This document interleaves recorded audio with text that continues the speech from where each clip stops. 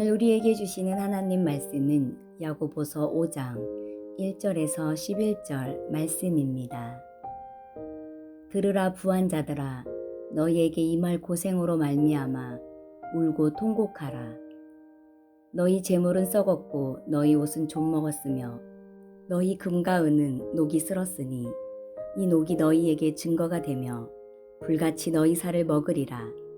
너희가 말세에 재물을 쌓았도다. 보라, 너희 밭에서 추수한 품꾼에게 주지 아니한 삭시 소리 지르며 그 추수한 자의 우는 소리가 만군의 주의 귀에 들렸느니라. 너희가 땅에서 사치하고 방종하여 살육의 날에 너희 마음을 살찌게 하였도다. 너희는 의인을 정죄하고 죽였으나 그는 너희에게 대항하지 아니하였느니라.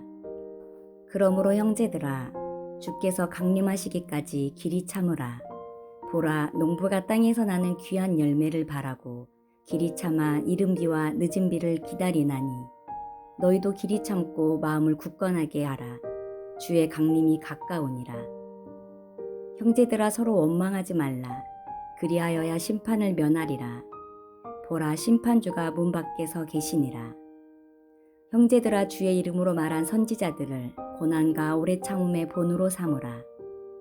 보라, 인내하는 자를 우리가 복되다 하나니 너희가 욥의 인내를 들었고 주께서 주신 결말을 보았거니와 주는 가장 자비하시고 긍휼히 여기시는 이시니라.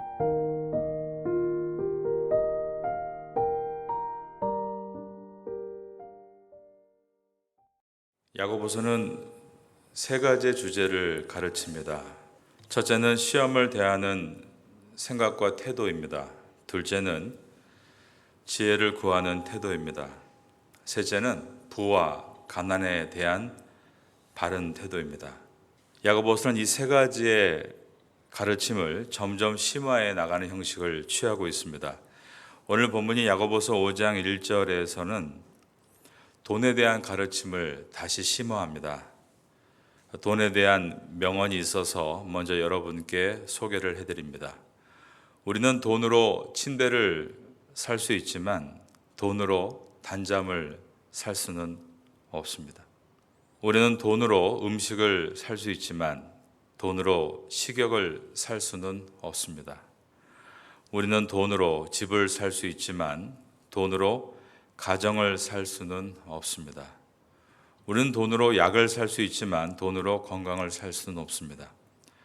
우리는 돈으로 쾌락을 살 수 있지만 돈으로 행복을 살 수는 없습니다. 우리는 돈으로 금십자가를 살 수 있지만 돈으로 십자가에서 죽으시고 부활하신 예수 그리스도를 살 수는 없습니다. 성경에는 돈에 관련된 말씀이 많이 담겨 있습니다. 신약 성경 안에 믿음에 대한 구절은 215개이고 구원에 대한 구절이 218개인 반면에 금정과 재정에 대한 구절은 무려 2084개나 나오고 있는 것입니다. 예수님께서 하신 38개의 비유 가운데 무려 16개가 금전에 대한 비유였습니다. 왜 하나님의 말씀인 성경에 이처럼 돈에 대해서 많이 말씀하고 있는 것일까요? 그것은 돈이 갖는 영향력 때문입니다. 선한 영향력이 있는가 하면 나쁜 영향력이 있는 것입니다. 한국에서 돈에 관련해서 청지기 세미나를 인도하시는 분 가운데 김동윤 장로님이란 분이 계십니다. 그분이 쓴 책 제목이 예수님 다음으로 돈이 좋아요 였습니다. 그런데 이 책 제목이 이미 긴데 그 앞에 또 어떤 문장이 있냐면 솔직히 말하면이 더 붙어 있습니다. 그러니까 책 제목은 솔직히 말하면 예수님 다음으로 돈이 좋아요인 것입니다. 저는 이 책 제목이야말로 평범한 성도들의 돈에 대한 솔직한 심정을 잘 표현하고 있다는 생각이 들었습니다. 역사적으로 돈에 대해서 최고의 명설교를 남긴 분은 감리교 운동의 창설자였던 요한 웨슬레입니다. 요한 웨슬레는 돈에 대해서 세 가지를 말했습니다. 첫째, 할 수 있는 대로 많이 버십시오. 이 말을 했을 때 청중들은 크게 아멘을 외치며 환호성을 질렀습니다. 둘째, 할 수 있는 대로 많이 저축하십시오. 이 말을 할 때도 청중들은 아멘하며 환호성을 질렀습니다. 그런데 셋째, 할 수 있는 대로 많이 나누십시오라고 했을 때는 별로 아멘 소리가 나오지 않았다는 것입니다. 성경에는 주님을 믿으면 부자가 될 것이라고 가르친 적이 한 번도 없습니다. 그런데 사람들은 부자가 되는 것이 주님의 축복의 결과라고 생각을 합니다. 오늘 본문인 야고보서 5장 1절을 읽을 때도 사람들은 부자에게 임하는 고통이 가난이다라고 생각을 합니다. 오늘 본문의 첫 절, 야고보서 5장 1절을 보겠습니다. 들으라 부한자들아, 너에게 임할 고생으로 말미암아 울고 통곡하라. 부자에게 임하는 고통은 당연히 가난해지는 것이라고 생각합니다. 들으라 부한자들아, 너에게 임할 고통으로 말미암아 통곡하라. 이것이 가난에 대한 말일까요? 이 말씀의 의미는 그런 것이 아닙니다. 부자가 재물을 바르게 사용하지 않을 때 받을 심판을 말씀하고 있는 것입니다. 청지기로서의 사명을 감당하지 못할 때 받을 심판에 관한 말씀이 야고보서 5장 1절 말씀인 것입니다. 야고보서가 기록될 당시에 많은 유대인들은 하루가 멀다 하고 세워지는 유럽과 아프리카의 도시에 들어가서 많은 돈을 벌어들이고 있었습니다. 워낙에 수 개념이 빠른 민족이었기 때문에 신도시에 들어가서 돈을 긁어 모으기 시작했습니다. 그리고 고향으로 돌아와 땅을 사는 일들이 일어난 것입니다. 그리고 지주가 되어 소작인들을 거느리기 시작했습니다. 그러다가 점점 노동자들을 착취하는 일들이 일어났던 것입니다.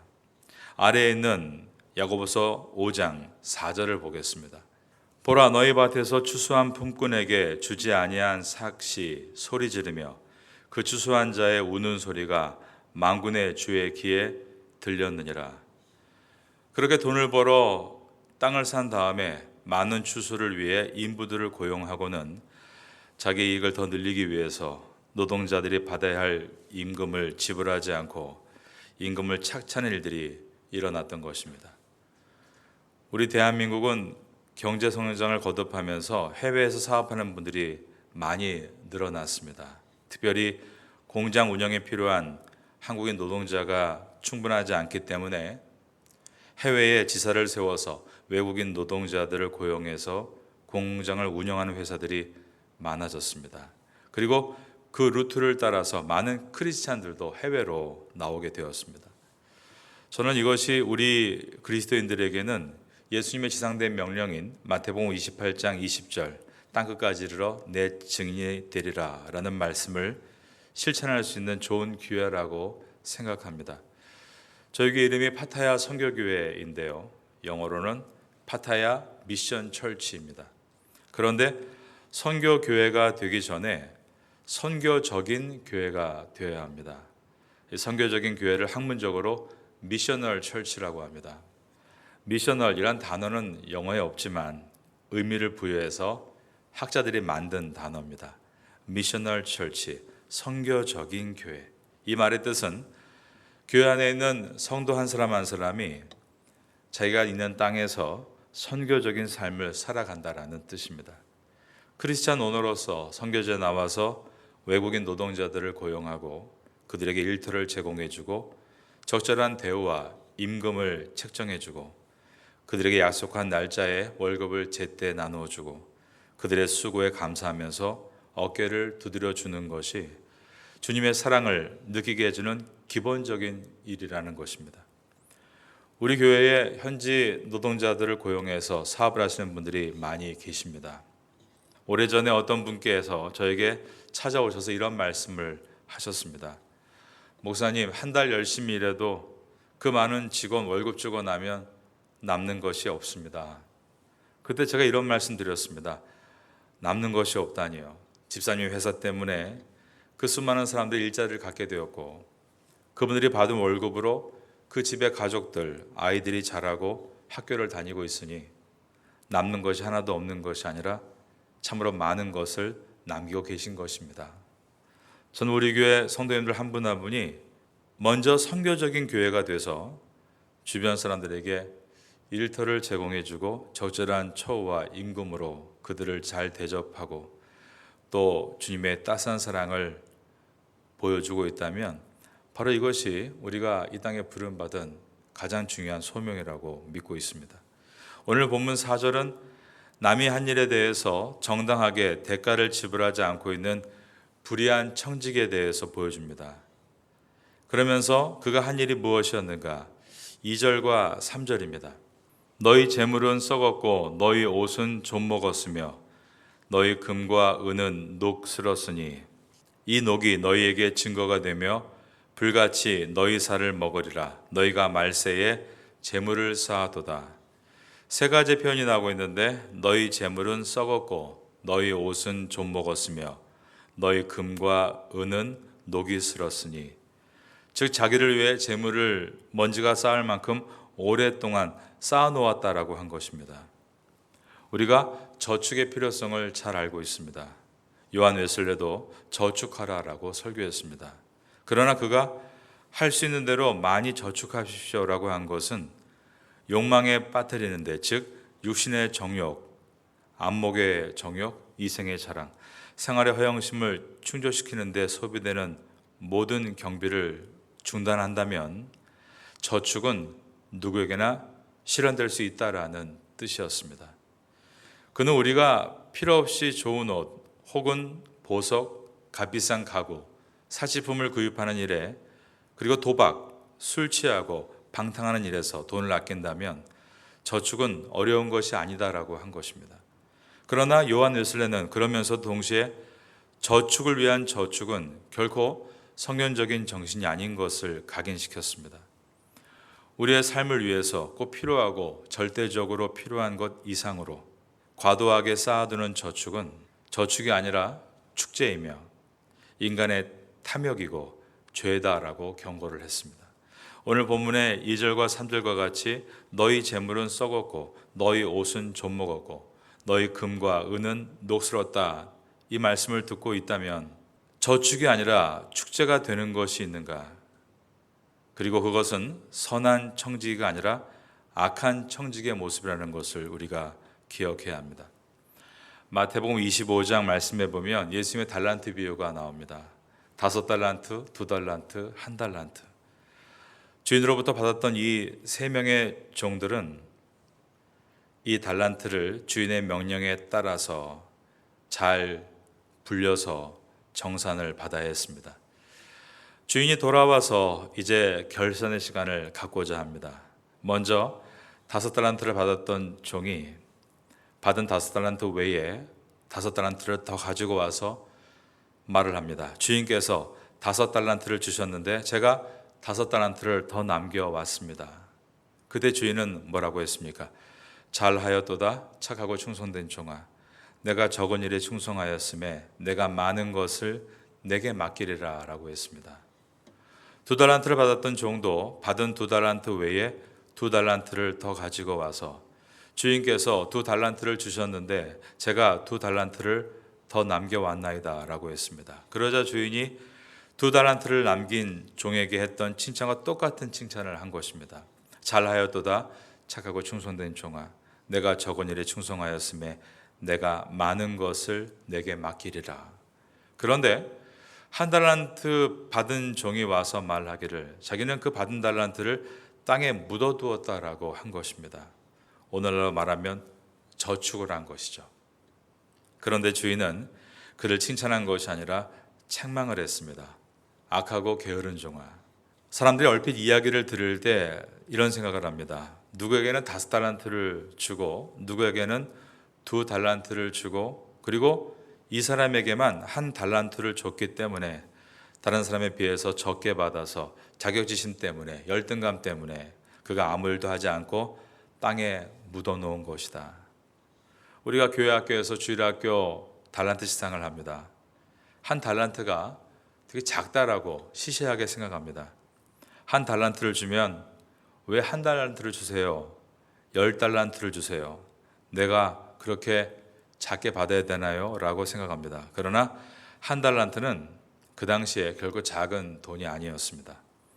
마태복음 25장 15절에 보면 주인이 드는 1달란트를 금달란트라고 했습니다. 금 1달란트.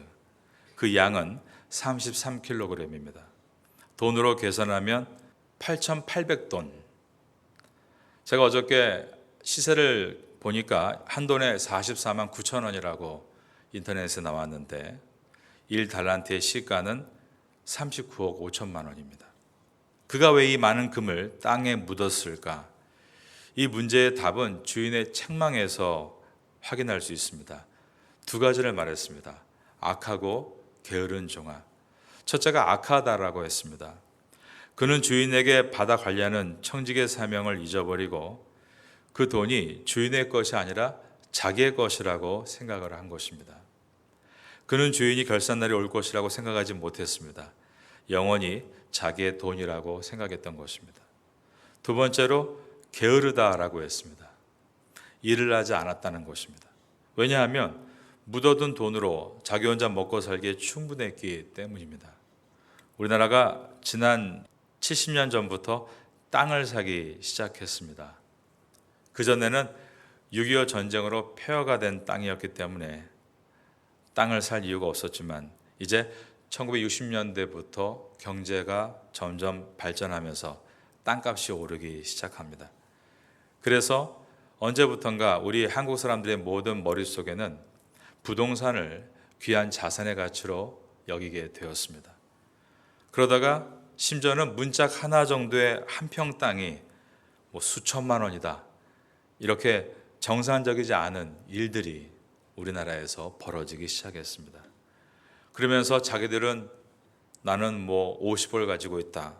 나는 100을 가지고 있다. 모두가 부동산에 대한 이야기들을 나누었습니다. 그러나 그것은 그 안에서 만든 가치일 뿐 밖에서 보면 우리나라는 아직 전쟁의 소용돌이에서 멈추고 끝나지 않은 휴전국가입니다. 그러므로 부동산의 가치를 판단하기가 굉장히 어려운 나라인 것입니다. 과거 바벨론의 영광이 들었던 이라크를 여러분 기억해 보십시오. 신바 때 몸으로 유명했던 바그다드, 그 이라크의 수도가 전쟁 후에 폐허로 변하지 않았습니까? 여러분 아마 기억할 겁니다. 이라크의 후세인이 자기의 왕궁을 엘리베이터를 금으로 도금할 정도로 그곳은 굉장한 가치를 갖고 있던 땅이었지만 전쟁 후에 폐허로 변했을 때 어느 누구도 거기에 시세를 매길 수가 없었습니다. 지금 전쟁이 벌어지고 있는 우크라이나의 헤르손과 돈바스 지역의 땅값은 0원입니다. 야고보서가 기록될 당시에 이때가 서기 50년인데 그들은 자기들이 구입한 땅이 영원할 것이라고 생각했습니다. 그리고 그 땅에서 노동자들에게 과도하게 일을 시키며 임금을 착취해 갔습니다. 그러나 역사는 무엇을 보여줍니까? 그들로부터 20년 후 로마의 티서스 장군이 이끄는 군단이 이스라엘에 쳐들어와서 이스라엘 사람들은 모든 땅을 빼앗겼고 자기 나라마저 빼앗기고 쫓겨나고 말았습니다. 오늘 본문 5장 5절을 보겠습니다. 너희가 땅에서 사치하고 방종하여 사륙의 날에 너희 마음을 살찌게 하였도다. 이 말씀은 어쩌면 이때로부터 20년 후 일어날 비극을 떠올리게 하는 말씀과 같습니다. 너희가 땅에서 사치하고 방종하여 사륙의 날에 너희 마음을 살찌게 하였도다. 또한 이 말씀은 오늘에 사는 우리에게도 우리가 어떻게 물질에 대해서 선한 청직으로 살아야 하는가를 일깨워 주고 있는 말씀입니다. 그래서 요한 웨슬레는 물질을 잘 관리하는 것은 그저 성도로서 해야 될 선한 일 중에 하나가 아니라 구원의 여정에 속하는 성화의 길이다라고까지 말을 했습니다. 청교도들이 신앙의 자유를 찾아서 메이플라워호를 타고 미국으로 건너갔죠. 그들이 제일 힘들어하는 것이 있었다고 합니다. 그것은 가난해지는 것이 아니었습니다. 어차피 너무 가난했으니까요. 그들이 제일 부끄러워하는 것은 돈을 남기고 죽는 것이었다고 합니다. 신앙을 위해서 주님의 나라 건설을 위해 먼 미지의 대륙 이곳까지 온 우리들이 물질을 잘 관리하지 못해서 돈을 남기고 죽는 것을 제일 부끄러워한 것입니다. 그들은 처음에 아메리카 대륙에 오자마자 교회를 지었습니다. 그 다음에 후세를 위해 학교를 지었습니다. 그리고 마지막에 자신들이 살 집을 지었습니다. 미국의 유명한 대학들 하버드나 예일 대학은 모두가 성도들의 도네이션으로 지어진 대학들입니다. 내 인생이 끝나는 날이 올 것이다. 우리의 삶이 끝나는 날이 올 것이다. 내 심장의 고동이 멈추는 날이 올 것이다. 내 인생이 마무리되는 날이 올 것이다. 그때 내가 얼마를 벌었는가, 이것이 중요하지 않다는 것을 그들은 생각했습니다. 중요한 것은 내가 그것을 어떻게 썼는가에 달려있다라는 것을 생각했던 것입니다.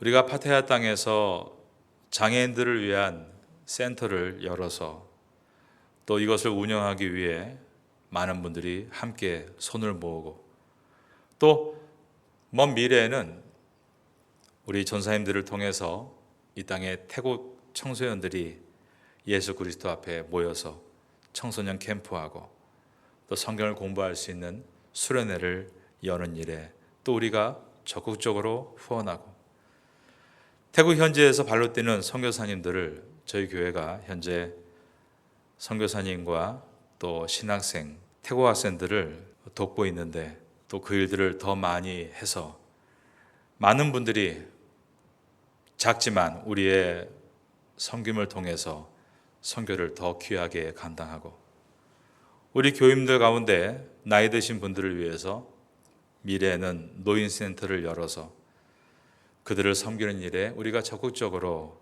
힘을 모은다면 내가 파타야에 사는 동안 돈을 어떻게 썼는가에 대한 먼 미래에 대한 답을 귀하게 얻게 될 것입니다. 그리고 내가 살아간 인생 속에서 무엇을 남겼는가라고 했을 때 우리가 이 파타야 땅에 살았던 그때의 기록이 하나님 앞에 또 레코딩이 될 것입니다. 마태복음 25장에 나와 있는 달란트의 비유를 초대교회 시대 때부터 탤런트로 바꾸어 사용했습니다. 왜냐하면 마태복음 25장 15절에서 주인이 그 재능대로 각각 달란트를 나눠줬다. 이 문장에서 착안해서 재능과 이 달란트를 동격으로 둔 것입니다. 우리의 재능과 우리의 시간과 우리의 재물, 이 모든 것도 하나님 앞에 카운트 받아야 될 부분들입니다. 여러분의 재능을 어떻게 쓰고 계십니까? 여러분이 받은 재능, 2달란트, 5달란트, 1달란트를 어떻게 쓰고 계십니까? 여러분의 시간을 어떻게 사용하고 계십니까? 여러분이 주님께로 부여받은 생명, 2달란트, 5달란트, 1달란트. 우리 주변에 아프신 분들을 볼 때 그분들이 우리에게 가장 부러워하는 것은 우리에게 주어진 시간입니다. 그 시간을 우리가 하나님 앞에 부여받았을 때 우리는 그 시간을 어떻게 사용하고 있는가?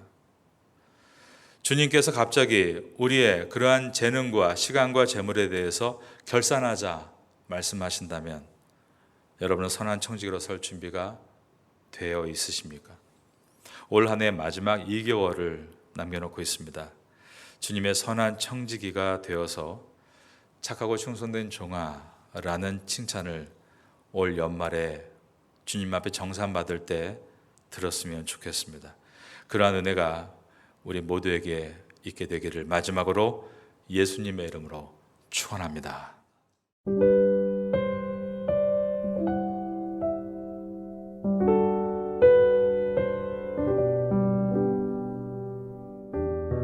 지금은 함께 기도하는 시간입니다.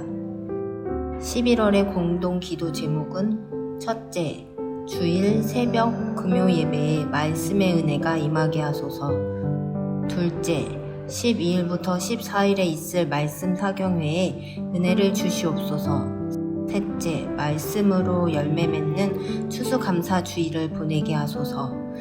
넷째, 파타야의 모든 교회들이 말씀으로 충만하게 하소서. 말씀을 붙잡고 기도하는 귀한 시간 되기를 소망합니다.